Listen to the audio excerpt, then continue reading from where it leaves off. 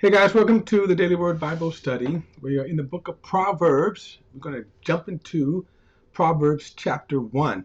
Now, I want to reemphasize something as we are going through the book of Proverbs. This is commonly known as the book of wisdom, but let's clarify. It is a book of wisdom that produces common sense. And so you have a person that is wise, and how Proverbs is going to be the word wisdom and fool, wise and fool. The way they're going to contrast is that a wise person fears God. A wise person, therefore, obeys God. A wise person, therefore, believes God. Okay? And a wise person believes in God. Contrast that with a fool is a person who doesn't believe in God or denies the existence of God. A fool is a person who does not believe God. And a fool is a person who does not obey God.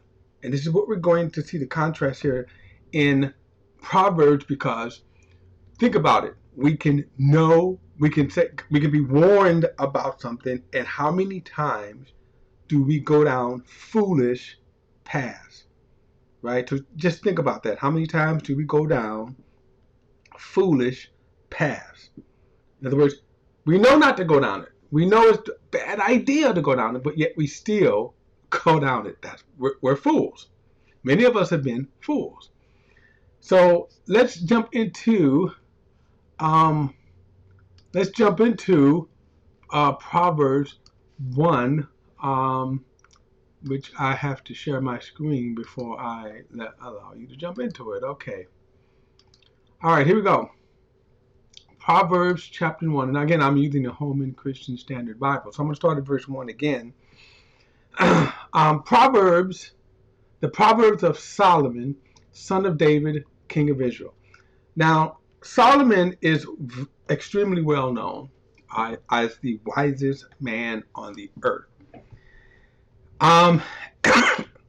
Now, at the same time, he was the wisest man. He was also one of the most foolish men on the face of the planet. Solomon's wisdom starts off with him being wise enough to ask God. I'm going to come out of this because this is worth kind of exploring here.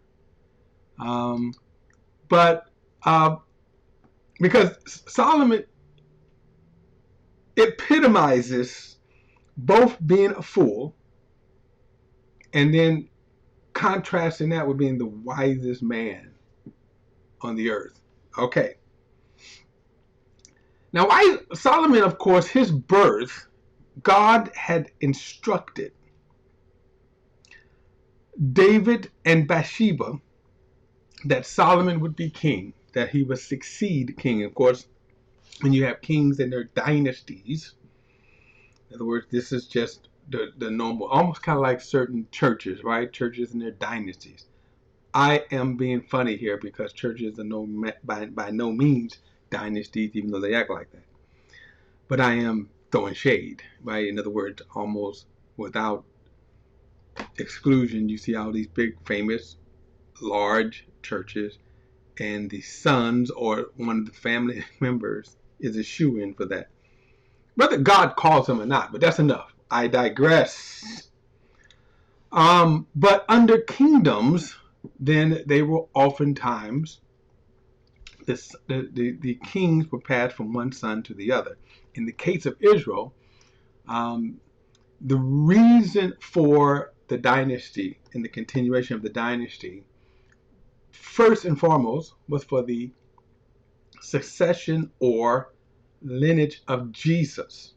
Okay, so that's why Israel did it. Other kings did it just to preserve posterity. So the name Pharaoh, for example, was to keep the name of Pharaoh alive throughout all generations, even though from generation to generation the king might have died. So Pharaoh 1 died, but then Pharaoh 2 was still called Pharaoh, the king. All right. Um, David was, without a doubt, the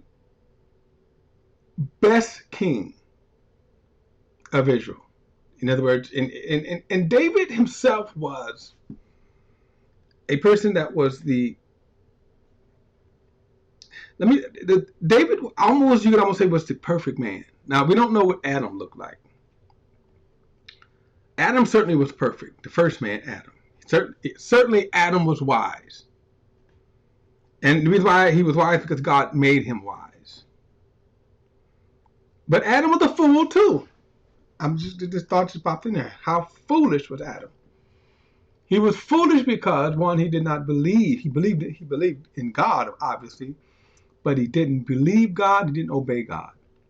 But on top of that, his wisdom was corrupted by pride. You would be like God. He was already like God. That's how stupid Adam was. Okay, I'm just, anyway. But David was a just person. He was a good king. He was a man's man. He was the epitome of, you could say men wanted to be him. Women wanted to be with him. And so he was one of the best kings Israel ever had. That God, even you can say God produced him that way. Now, I'm saying that is because Solomon would have been exposed to that. And I'll get back to that in a moment. But again, as humans, we are both wise and foolish. So as wise as David was, he had his foolish moment. And the foolish moment came, of course, with his affair with Bathsheba, the murder of Bathsheba's husband, his faithful servant, Uriah. And that produced a child. And then that child died as a judgment. But the next child, who was Solomon, God said then Solomon would succeed David in the kingdom. Okay. Now the reason why I say all of that is because Solomon would have been exposed to that wisdom, and he had enough wisdom that when David died, and there was some shenanigans from his other brothers to try to seize the kingdom. But when the kingdom was established in his hands, God asked Solomon, ask me anything you want, right? In other words, open check. So what would you ask if you had that open check? Now, of course, that depends upon the kind of wisdom you have, but it also depends on what kind of fool you are. Okay? But David, as king, could have asked for the lives of his enemies. He could have asked for wisdom. Riches. That's what I want to say. Riches. He could have asked for riches. Instead, he asked for wisdom to rule God's people. And God was so pleased with that God said, you could have asked for all of these other things, but because you asked for wisdom to rule the people, it says, I'm not only going to give you that, I'm going to give you wisdom that will go far beyond any king before or after you. I will give you riches. You will have fame. Okay. And that's what Solomon had. So right there, we need to understand that wisdom comes from God. In the book of Job, and the Bible tells us that Job was the wisest man of the East, and there were some fellas in the East who were esteemed as wise men. Now, wise men were men like, for example, the guys who came to see Jesus were called magi, and so again, you had wisdom from the East. You had Greek wisdom. This is throughout time. Then you had the Roman wisdom. In other words, what we call philosophy. And these are thinkers. Now, there are people that have that kind of mind that can think. They're quick in their processing. Like with me, it takes me time. I'd have to really look at something to try to discern wisdom. But some people are just quick like this. But the Job had said this about, actually God had responded to Job. And one of the things, this was if you go back and read Job's, was when God responded to Job in chapters 40, let me see, 38, I believe, 38 to 42.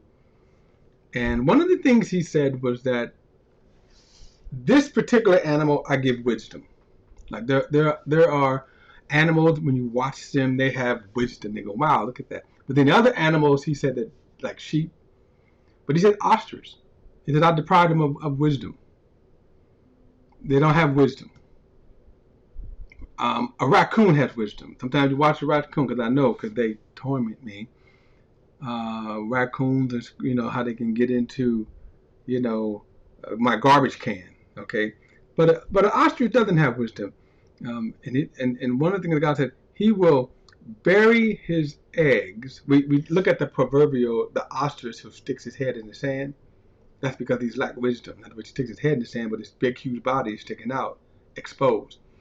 Well, God said it this way.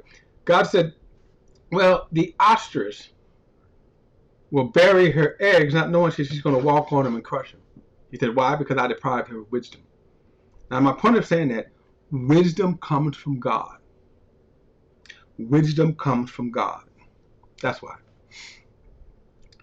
Now, so when you look at men throughout time, so we and also us, we all have that duality.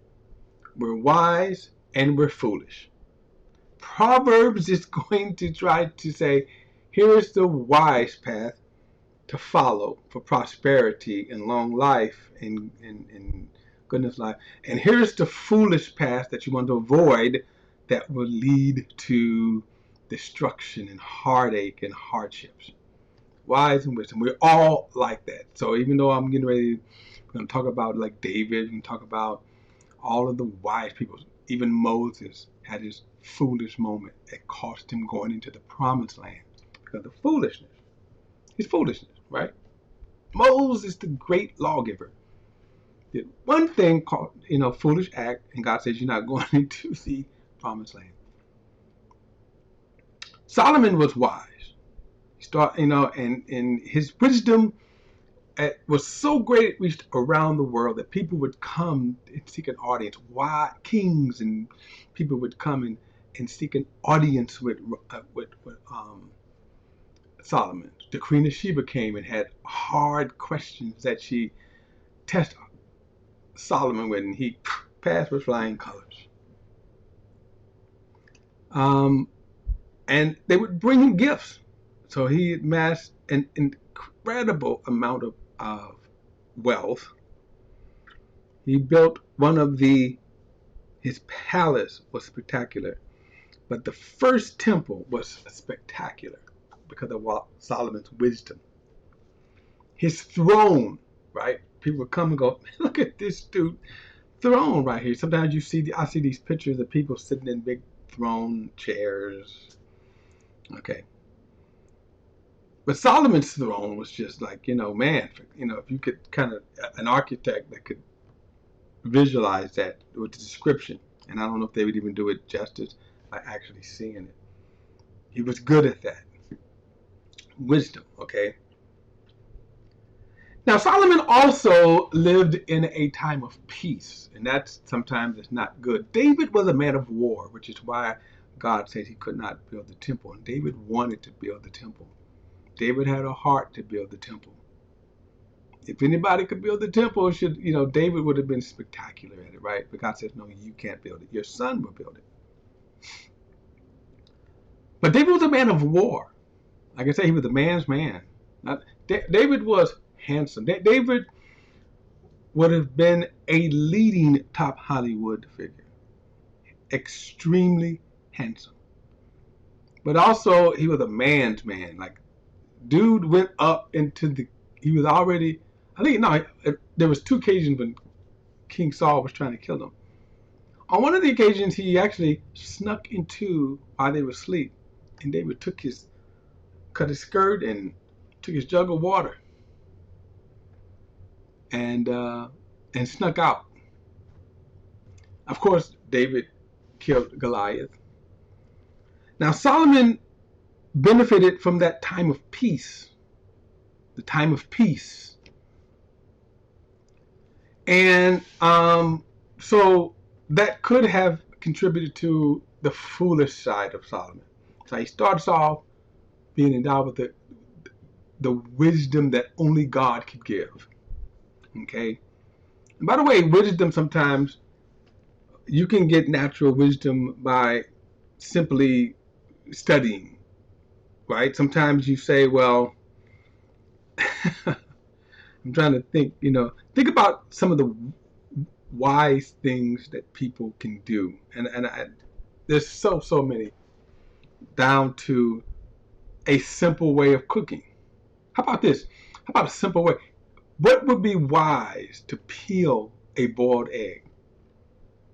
Now, seriously, I'm asking because every time I chip an egg, I peel an egg, I chip, the yolk on it, right? But there's a wisdom in doing that. I just haven't figured it out yet. By the way, there's a wisdom. If you're watching my YouTube channel right here, I got very few views. There's a wisdom in getting into algorithms that I haven't figured out yet. That wisdom part, okay? I haven't figured out that yet. That's a good example, again, just of wisdom. There's knowledge. I need to know YouTube's algorithm, and I don't. And yet the same people that say that make me doing the same kind of teaching, whatever, they get thousands of views. I get 10 or 20. I get 25 views. Man, ooh, great day, right? But in some cases, it just might be learning the algorithm. So that's wisdom, okay? The knowledge is I need to do that.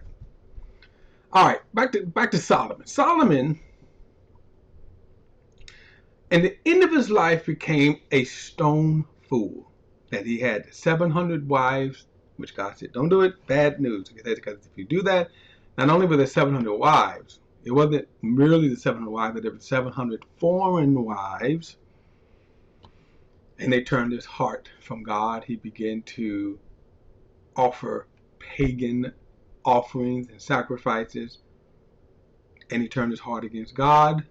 Even tried to kill some people because of that. Foolish wisdom, right? So foolish. So Solomon was both wise and he was both foolish. Okay, both wise and both foolish. Okay. So we're going to contrast that. So as he's writing now in Ecclesiastes, he's even going to talk about, which I feel that he's going to hint on, doing stupid, foolish stuff while having this wisdom. Oh yeah, but that's when we get to the Ecclesiastes. But we're going to see as we move through Proverbs,